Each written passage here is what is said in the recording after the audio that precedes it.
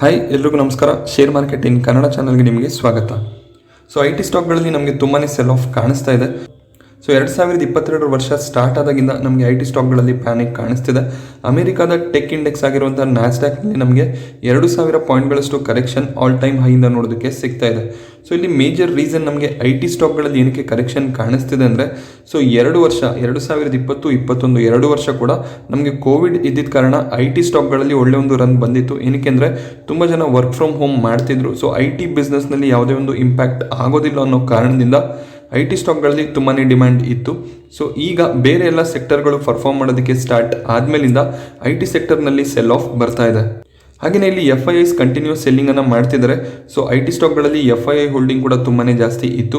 ಅವರು ಕೂಡ profit booking ಮಾಡ್ತಾ ಇದ್ದಾರೆ. ಆ ಕಾರಣದಿಂದ IT ಸ್ಟಾಕ್ಗಳಲ್ಲಿ ಒಂದು ಫಾಲ್ ನೋಡೋದಕ್ಕೆ ಸಿಗ್ತಿದೆ.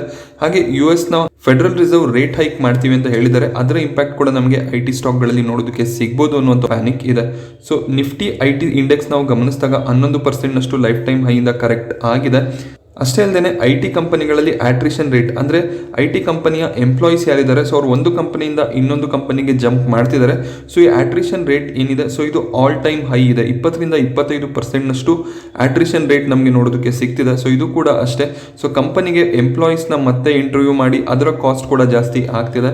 ಅದು ಅವರ ರೆವೆನ್ಯೂ ಮೇಲೆ ಇಂಪ್ಯಾಕ್ಟ್ ಆಗ್ತಿದೆ. ಇದರಿಂದ ತುಂಬಾ ಇಂಪ್ಯಾಕ್ಟ್ IT ಇಂಡಸ್ಟ್ರಿ ಮೇಲೆ ಕಾಣಿಸ್ತಿದೆ.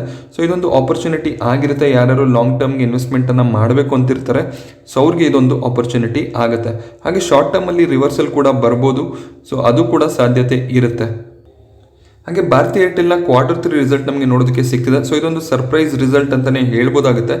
ಇಲ್ಲಿ ನಾವು ಪ್ರಾಫಿಟ್ ಗಮನಿಸಿದಾಗ 829 ಕೋಟಿಗಳಷ್ಟು ಕಾಣಿಸ್ತಿದೆ. ಕ್ವಾರ್ಟರ್ ಕಂಪೇರ್ ಮಾಡಿದಾಗ 27% ಪ್ರಾಫಿಟ್ನಲ್ಲಿ ಡೌನ್ ಸೈಡ್ ಕಾಣಿಸ್ತಿದೆ. ಬ್ರೋಕರೇಜ್ಗಳು ಇಲ್ಲಿ ಎಸ್ಟಿಮೇಷನ್ ಅನ್ನು ಕೊಟ್ಟಿದ್ದು 1580 ಕೋಟಿ ಪ್ರಾಫಿಟ್ ಬರುತ್ತೆ ಅಂತ. ಅರ್ಧದಷ್ಟು ಪ್ರಾಫಿಟ್ ನಮಗೆ ಇಲ್ಲಿ ನೋಡೋದಕ್ಕೆ ಸಿಗ್ತಿದೆ. ಎಸ್ಟಿಮೇಷನ್ ಅನ್ನು ಮಿಸ್ ಮಾಡ್ಕೊಂಡಿದೆ ಏರ್ಟೆಲ್ ಇಲ್ಲಿ. ಹಾಗೆ ರೆವೆನ್ಯೂ ಗಮನಿಸಿದಾಗ ರೆವೆನ್ಯೂನಲ್ಲಿ ಸ್ವಲ್ಪ ಜಂಪ್ ಕಾಣಿಸ್ತಿದೆ. ಕ್ವಾರ್ಟರ್ 5.4% ರೆವೆನ್ಯೂನಲ್ಲಿ ಜಂಪ್ ಕಾಣಿಸ್ತಿದೆ. ಹಾಗೆ ಇವರ ಆಫ್ರಿಕನ್ ಬಿಸ್ನೆಸ್ ಏನಿದೆ ಏರ್ಟೆಲ್ ನಮಗೆ ಆಫ್ರಿಕಾದಲ್ಲಿ ಕೂಡ ಆಪರೇಟ್ ಆಗೋದು ಕಾಣಿಸುತ್ತೆ. ಅಲ್ಲಿ ಕ್ವಾರ್ಟರ್ ನಾವು ಕಂಪೇರ್ ಮಾಡಿದಾಗ 6% ಪ್ರಾಫಿಟ್ನಲ್ಲಿ ಗ್ರೋತ್ ಕಾಣಿಸ್ತಿದೆ. ರೆವೆನ್ಯೂ 8.3% ಗ್ರೋ ಆಗಿದೆ. ಇವರು ಡಿಸೆಂಬರ್ ತಿಂಗಳಲ್ಲಿ ನಮ್ಮ ರೀಚಾರ್ಜ್ ಪ್ಲಾನ್ಗಳು ಏನಿರುತ್ತೆ ಅದರ ರೇಟನ್ನು ಇವರು ಹೈಕ್ ಮಾಡಿದ್ರು. ಆ ಕಾರಣದಿಂದ ಇವರ ARPU ಅಂದ್ರೆ ಆವರೇಜ್ ರೆವೆನ್ಯೂ ಪರ್ ಯೂಸರ್ ಜಾಸ್ತಿ ಆಗ್ತಿರೋದು ಕಾಣಿಸ್ತಿದೆ. ಬಟ್ ಪ್ರಾಫಿಟಬಿಲಿಟಿ ಮೇಲೆ ಸ್ವಲ್ಪ ಹೊಡೆತ ಬಿದ್ದಿದೆ ಅಂತಾನೆ ಹೇಳ್ಬೋದಾಗುತ್ತೆ. ಹಾಗೆ ಏರ್ಟೆಲ್ ನಮಗೆ ಡಿಜಿಟಲ್ ಟೆಲಿವಿಷನ್ ಸರ್ವಿಸಸ್ಗಳನ್ನು ಕೂಡ ಪ್ರೊವೈಡ್ ಮಾಡ್ತಾರೆ. ಅದರಲ್ಲಿ ಇವರು 76,000 ಹೊಸ ಕಸ್ಟಮರ್ಸ್ಗಳನ್ನು ಆ್ಯಡ್ ಮಾಡ್ಕೊಂಡಿದ್ದಾರೆ. ಬಟ್ ಆ ಸೆಗ್ಮೆಂಟಲ್ಲಿ ಆವರೇಜ್ ರೆವೆನ್ಯೂ ಪರ್ ಯೂಸರ್ ಏನಿದೆ ಅದು ಕಮ್ಮಿ ಆಗ್ತಿರೋದು ಕಾಣಿಸ್ತಿದೆ. 146 ಈ ಕ್ವಾರ್ಟರ್ನಲ್ಲಿ ಆವರೇಜ್ ರೆವೆನ್ಯೂ ಕಾಣಿಸ್ತಿರೋದು. ಅದು ಹೋದ ಕ್ವಾರ್ಟರ್ನಲ್ಲಿ 148 ಇತ್ತು. ₹2 ಡಿಕ್ಲೈನ್ ಇಲ್ಲಿ ಕಾಣಿಸ್ತಿದೆ. ಶೇರ್ ಪ್ರೈಸ್ ನಾವು ಗಮನಿಸಿದಾಗ ₹706 ಕಾಣಿಸ್ತಿದೆ. ಬ್ರೋಕರೇಜ್ ಎಸ್ಟಿಮೇಷನ್ ಏನಿತ್ತು ಅದರ ಪ್ರಕಾರ ನಮಗೆ ರಿಸಲ್ಟ್ ನೋಡೋದಕ್ಕೆ ಸಿಗ್ತಿಲ್ಲ. ಆ ಕಾರಣದಿಂದ ಸ್ವಲ್ಪ ಪ್ಯಾನಿಕ್ ಕಾಣಿಸ್ಬೋದು. ಲಾಂಗ್ ಟರ್ಮ್ಗೆ ಯಾರು ಆ್ಯಡ್ ಮಾಡಬೇಕು ಅಂತ ಇದ್ರಿ 680 ಲೆವೆಲಲ್ಲಿ ಸಿಕ್ಕಿದ್ರೆ ಒಳ್ಳೆ ಒಂದು ಲೆವೆಲ್ಸ್ ಆಗಿರುತ್ತೆ. ಹಾಗೆ IRCTCನ Q3 ರಿಸಲ್ಟ್ ನಮಗೆ ನೋಡೋದಕ್ಕೆ ಸಿಗ್ತಿದೆ. ಪ್ರಾಫಿಟ್ ಇಲ್ಲಿ 3 ಟೈಮ್ಸ್ ಜಂಪ್ ಆಗಿರೋದು ಕಾಣಿಸ್ತಿದೆ. ಇಯರ್ ಆನ್ ಇಯರ್ ಕಂಪೇರ್ ಮಾಡಿದಾಗ ಒಳ್ಳೆ ಒಂದು ಪ್ರಾಫಿಟ್ ಅನ್ನು IRCTC ಡಿಕ್ಲೇರ್ ಮಾಡಿದ್ದಾರೆ. ಹಾಗೆ ಕ್ವಾರ್ಟರ್ ಕೂಡ ನಮಗೆ ಒಳ್ಳೆ ಒಂದು ಗ್ರೋತ್ ಕಾಣಿಸ್ತಿದೆ. 2020 ಡಿಸೆಂಬರ್ನಲ್ಲಿ ನಾವು ಪ್ರಾಫಿಟ್ ಅನ್ನು ಗಮನಿಸಿದಾಗ 78 ಕೋಟಿಗಳಷ್ಟು ಇತ್ತು. ಕೋವಿಡ್ನ ಇಂಪ್ಯಾಕ್ಟ್ ಕೂಡ ಇತ್ತು IRCTC ಮೇಲೆ. ಆ ಕಾರಣದಿಂದ ಪ್ರಾಫಿಟ್ನಲ್ಲಿ ಫಾಲ್ ಇತ್ತು. ಬಟ್ ಈಗ ಅವರು 208 ಕೋಟಿ ಪ್ರಾಫಿಟ್ ಅನ್ನು ಡಿಕ್ಲೇರ್ ಮಾಡಿದ್ದಾರೆ. ಸೆಪ್ಟೆಂಬರ್ ಕ್ವಾರ್ಟರ್ನಲ್ಲಿ ನಾವು ಪ್ರಾಫಿಟ್ ಅನ್ನು ಗಮನಿಸಿದಾಗ 158 ಕೋಟಿಯ ಪ್ರಾಫಿಟ್ ಅನ್ನು ಡಿಕ್ಲೇರ್ ಮಾಡಿದ್ರು. 50 ಕೋಟಿಗಳಷ್ಟು ಪ್ರಾಫಿಟ್ ನಮಗೆ ಜಾಸ್ತಿ ಆಗ್ತಿರೋದು ಕಾಣಿಸ್ತಿದೆ. ಹಾಗೆ ರೆವೆನ್ಯೂ ಕೂಡ ಇಯರ್ ಆನ್ ಇಯರ್ 141% ಜಂಪ್ ಆಗಿದೆ.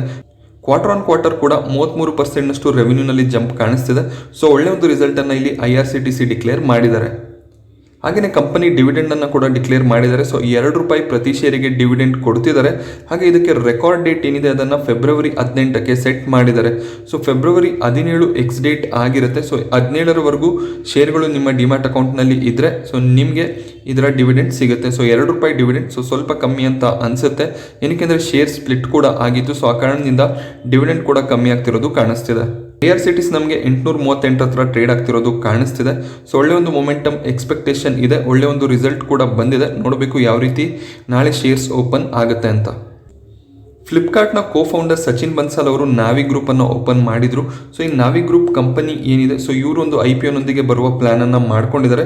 ಸೊ ನವಿ ಟೆಕ್ನಾಲಜೀಸ್ ಲಿಮಿಟೆಡ್ ಅಂತ ಇವರು ರೆಗ್ಯುಲೇಟರಿಯಲ್ಲಿ ನೇಮ್ ಅನ್ನ ಲಿಸ್ಟ್ ಮಾಡಿದ್ದಾರೆ. ಸೊ ಇವರು ಡ್ರಾಫ್ಟ್ ಪೇಪರ್ಸ್ ಅನ್ನ ಏಪ್ರಿಲ್ ಅಥವಾ ಮೇ ಅಲ್ಲಿ ಸಬ್ಮಿಟ್ ಮಾಡ್ತಾರೆ. ಸೊ ಅದಾದ್ಮೇಲೆ ನಮಗೆ ನಾವಿ ಕಂಪನಿಯ ಒಂದು IPO ನೋಡೋದಕ್ಕೆ ಸಿಗ್ಬೋದು. ಸೊ ಇವರು ಮ್ಯೂಚುವಲ್ ಫಂಡ್ ಬಿಸ್ನೆಸ್ ಅನ್ನ ಕೂಡ ನಡೆಸ್ತಾರೆ.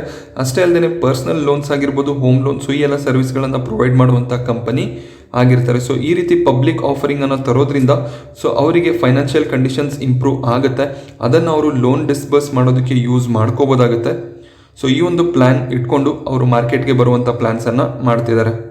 ಹಾಗೆ ಟೈಟನ್ ಇಲ್ಲಿ ಇಂಟರ್ನ್ಯಾಷನಲ್ ಬಿಸ್ನೆಸ್ ಅನ್ನ ಮಾಡೋದಕ್ಕೆ ಪ್ಲಾನ್ಸ್ ಅನ್ನ ನಡೆಸ್ತಾ ಇದ್ದಾರೆ. ಸೊ ಇವರು US ನಲ್ಲಿ ಸ್ಟೋರ್ಗಳನ್ನು ಓಪನ್ ಮಾಡುವಂತ ಪ್ಲಾನ್ಸ್ ಇದೆ ಅಂತ ಹೇಳಿದ್ದಾರೆ. ಸೊ ಜೂನ್ನ ವೇಳೆಗೆ ನಮಗೆ ಟೈಟನ್ ಸ್ಟೋರ್ಗಳು US ನಲ್ಲಿ ಓಪನ್ ಆಗೋದು ಕಾಣಿಸುತ್ತೆ.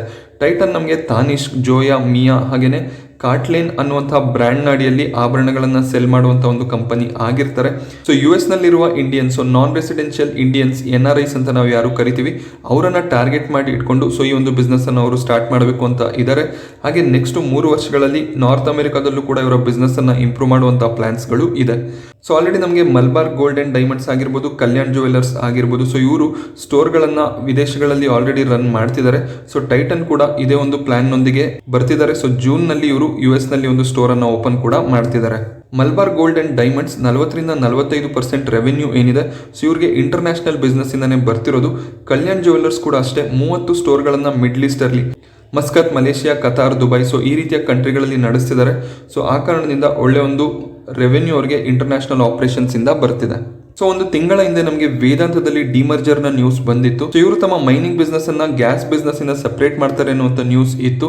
ಬಟ್ ಇಲ್ಲಿ ಕಂಪನಿ ಅದನ್ನ ಕ್ಯಾನ್ಸಲ್ ಮಾಡ್ಕೊಂಡಿದ್ದಾರೆ. ಸೊ ರೀಸ್ಟ್ರಕ್ಚರಿಂಗ್ ಪ್ಲಾನ್ ಸದ್ಯಕ್ಕೆ ಇಲ್ಲ. ಸೊ ಯಾವ ರೀತಿ ಬಿಸ್ನೆಸ್ ನಡೀತಿದೆ, ಸೊ ಅದೇ ರೀತಿ ನಾವು ನಡೆಸ್ಕೊಂಡು ಹೋಗ್ತೀವಿ ಅಂತ ಇಲ್ಲಿ ಮ್ಯಾನೇಜ್ಮೆಂಟ್ ಹೇಳಿದ್ದಾರೆ. ಸೊ ಆಪರೇಷನಲ್ ಪರ್ಫಾರ್ಮೆನ್ಸ್ ಮೇಲೆ ಕಾನ್ಸಂಟ್ರೇಷನ್ ಅನ್ನ ಮಾಡಿ ಪ್ರಾಫಿಟಬಿಲಿಟಿಯನ್ನು ನಾವು ಹೆಚ್ಚು ಮಾಡಬೇಕು ಅಂತ ಇದೀವಿ. ಫ್ರೀ ಕ್ಯಾಶ್ ಫ್ಲೋ ಅನ್ನ ಜನರೇಟ್ ಮಾಡಬೇಕು ಅಂತ ಇದೀವಿ. ಹಾಗೆ ನಮ್ಮ ಬ್ಯಾಲೆನ್ಸ್ ಶೀಟ್ ಅನ್ನ ಇಂಪ್ರೂವ್ ಮಾಡಬೇಕು ಅಂತ ಇದೀವಿ. ಆ ಕಾರಣದಿಂದ ಈ ಮರ್ಜರ್ ಪ್ಲಾನ್ ಏನಿತ್ತು ಅದನ್ನು ನಾವು ಕ್ಯಾನ್ಸಲ್ ಮಾಡ್ತಿದ್ದೀವಿ ಅಂತ ವೇದಾಂತದ ಚೇರ್ಮನ್ ಅನಿಲ್ ಅಗರ್ವಾಲ್ ಹೇಳಿದ್ದಾರೆ. ಸೊ ಇವರು ತಮ್ಮ ಸ್ಟೇಟ್ಮೆಂಟ್ಗಳನ್ನು ಆಗಾಗ ಬದಲಿಸ್ತಾ ಇರ್ತಾರೆ. 2020ರಲ್ಲಿ ಕೋವಿಡ್ ಇದ್ದಂಥ ಟೈಮಲ್ಲಿ ಸೊ ನಾವು ಮಾರ್ಕೆಟಿಂದ ಡಿಲಿಸ್ಟ್ ಆಗ್ತೀವಿ ಅಂತ ಹೇಳಿದರು. ಅದಾದಮೇಲೆ ಸ್ವಲ್ಪ ದಿನ ಆದಮೇಲೆ ಆ ಪ್ಲ್ಯಾನನ್ನು ಕ್ಯಾನ್ಸಲ್ ಮಾಡಿಕೊಂಡ್ರು. ಅದಾದಮೇಲೆ ಈಗ ಡಿಮರ್ಜರ್ನ ನ್ಯೂಸ್ನ ತಂದರು. ಸೊ ಅದನ್ನು ಕೂಡ ಕ್ಯಾನ್ಸಲ್ ಮಾಡ್ತಿದ್ದಾರೆ. ಮತ್ತು ಅದನ್ನು ಕವರ್ ಮಾಡೋದಕ್ಕೆ ತಮ್ಮ ಪ್ರಾಫಿಟ್ ಆಫ್ಟರ್ ಟ್ಯಾಕ್ಸ್ ಏನಿದೆ ಅದರಲ್ಲಿ 30% ಡಿವಿಡೆಂಡ್ ಆಗಿ ಕೊಡ್ತೀವಿ ಅಂತ ಕವರ್ ಮಾಡ್ಕೋತಿದ್ದಾರೆ. ಈ ರೀತಿ ಮಾಡಿದಾಗ ಡಿವಿಡೆಂಟ್ ಏನಿದೆ ವೇದಾಂತದ್ದು ಅದು ಇನ್ನಷ್ಟು ಜಾಸ್ತಿ ಆಗುವಂಥ ಸಾಧ್ಯತೆ ಇರುತ್ತೆ. ಸೊ ಇವರು ಕ್ವಾರ್ಟರ್ಲಿ ಡಿವಿಡೆಂಟ್ ಅನ್ನು ಕೊಡ್ತಾರೆ. ಸೊ ಡಿವಿಡೆಂಟ್ ಅಮೌಂಟ್ ಇನ್ನಷ್ಟು ಜಾಸ್ತಿ ಆಗುವಂಥ ಸಾಧ್ಯತೆ ಇರುತ್ತೆ. ಬಟ್ ಇಲ್ಲಿ ಡಿಮರ್ಜರ್ನ ಪ್ಲಾನ್ ಏನಿತ್ತು ಸೊ ಅದನ್ನು ಕ್ಯಾನ್ಸಲ್ ಮಾಡ್ಕೊಂಡಿದ್ದಾರೆ. ಹಾಗೆ IGLನ Q3 ರಿಸಲ್ಟ್ ನಮಗೆ ನೋಡೋದಕ್ಕೆ ಸಿಗ್ತಿದೆ. ಸೊ ಪ್ರಾಫಿಟ್ನಲ್ಲಿ ಇಯರ್ ಆನ್ ಇಯರ್ ಮತ್ತು ಕ್ವಾರ್ಟರ್ ಫಾಲ್ ಕಾಣಿಸ್ತಿದೆ. ಇಯರ್ ಆನ್ ಇಯರ್ ಕಂಪೇರ್ ಮಾಡಿದಾಗ ಆಲ್ಮೋಸ್ಟ್ 8% ಪ್ರಾಫಿಟ್ನಲ್ಲಿ ಡೌನ್ ಸೈಡ್ ಕಾಣಿಸ್ತಿದೆ. ಇದಕ್ಕೆ ಮೇಜರ್ ರೀಸನ್ ನಾವು ಗಮನಿಸಿದಾಗ ನ್ಯಾಚುರಲ್ ಗ್ಯಾಸ್ ಪ್ರೈಸ್ ಏನಿದೆ ಅದು ತುಂಬಾ ಜಾಸ್ತಿ ಆಗ್ತಾ ಇರೋದು ಕಾಣಿಸ್ತಿದೆ. ಆ ಕಾರಣದಿಂದ ಗ್ಯಾಸ್ ಸೆಕ್ಟರ್ನ ಎಲ್ಲ ಸ್ಟಾಕ್ಗಳಲ್ಲೂ ಈ ಒಂದು ಪ್ರಾಬ್ಲಮ್ ನೋಡೋದಕ್ಕೆ ಸಿಗ್ತಿದೆ. ಸೊ ಅವರ ರೆವೆನ್ಯೂ ಆಗಲಿ ಅವರ ಪ್ರಾಫಿಟ್ ಆಗಲಿ ಡಿಕ್ಲೈನ್ ಆಗೋದು ಕಾಣಿಸುತ್ತೆ. ಸೊ ಈ ನ್ಯಾಚುರಲ್ ಗ್ಯಾಸ್ ಪ್ರೈಸಸ್ ಏನು ಜಾಸ್ತಿ ಆಗ್ತಾ ಇತ್ತು ಅದಕ್ಕೋಸ್ಕರ ಇವರು ಹೌಸ್ ಹೋಲ್ಡ್ ಗ್ಯಾಸ್ ಆಗಿರ್ಬೋದು ಅಥವಾ CNG ಪ್ರೈಸಸನ್ನು ಜಾಸ್ತಿ ಮಾಡಿದರು. ಹೌಸ್ ಹೋಲ್ಡ್ ಗ್ಯಾಸ್ನ ಪ್ರೈಸನ್ನು 2.5 ರೂಪಾಯಿಯಷ್ಟು ಜಾಸ್ತಿ ಮಾಡಿದರು ಪ್ರತಿ ಲೀಟರ್ಗೆ. ಹಾಗೆಯೇ CNG ಪ್ರೈಸಸನ್ನು 7.8 ರೂಪಾಯಿ ಪ್ರತಿ KGಗೆ ಜಾಸ್ತಿ ಮಾಡಿದರು.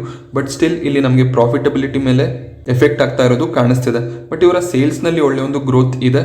ಹಾಗೆ ಗುಜರಾತ್ ಗ್ಯಾಸ್ನಲ್ಲೂ ಕೂಡ ಅಷ್ಟೇ ಕ್ವಾರ್ಟರ್ ಇಯರ್ ಆನ್ ಇಯರ್ ನಮಗೆ ಪ್ರಾಫಿಟ್ನಲ್ಲಿ ಫಾಲ್ ಕಾಣಿಸ್ತಾ ಇದೆ.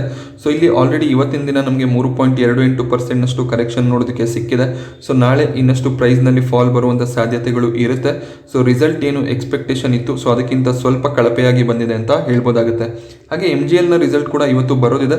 ಸೊ ಇಲ್ಲಿವರೆಗೂ ನಾನು ಯಾವಾಗ ವಿಡಿಯೋ ರೆಕಾರ್ಡ್ ಮಾಡ್ತಿದ್ದೀನಿ ಅಲ್ಲಿವರೆಗೂ ರಿಸಲ್ಟ್ ಬಂದಿರಲಿಲ್ಲ. ಸೊ ಇದರ ಪ್ರಾಫಿಟಬಿಲಿಟಿ ಮೇಲೆ ಕೂಡ ಎಫೆಕ್ಟ್ ಆಗಿರುತ್ತೆ. ಸೊ ಎಲ್ಲ ಗ್ಯಾಸ್ ಕಂಪನಿಗಳ ಮೇಲೆ ಈ ಒಂದು ನ್ಯಾಚುರಲ್ ಗ್ಯಾಸ್ ಪ್ರೈಸ್ ಏನು ಜಾಸ್ತಿ ಆಗಿದೆ ಅದರ ಎಫೆಕ್ಟ್ ನಮಗೆ ನೋಡೋದಕ್ಕೆ ಸಿಗುತ್ತೆ. ಸೊ ಮಹಾನಗರ್ ಗ್ಯಾಸ್ ಆಲ್ಮೋಸ್ಟ್ ಈಗ 52 ವೀಕ್ ಲೋ ಹತ್ರನೇ ಟ್ರೇಡ್ ಆಗ್ತಾ ಇದೆ. IGL ಕೂಡ ಅಷ್ಟೇ 52 ವೀಕ್ ಲೋ ಹತ್ರನೇ ಟ್ರೇಡ್ ಆಗ್ತಿದೆ.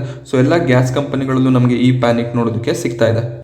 ಸೊ ನಾನಿವತ್ತು ನಿಮಗೆ ತಿಳಿಸ್ಕೊಟ್ಟಂತಹ ಮಾಹಿತಿ ಇಷ್ಟ ಆದರೆ ವಿಡಿಯೋನ ಲೈಕ್ ಮಾಡಿ. ಹಾಗೆ ಇದೇ ರೀತಿಯ ಮಾರ್ಕೆಟ್ ಅಪ್ಡೇಟ್ಸ್ಗಳಿಗೋಸ್ಕರ ಚಾನಲ್ನ ಸಬ್ಸ್ಕ್ರೈಬ್ ಮಾಡ್ಕೊಳ್ಳಿ. Thank you friends.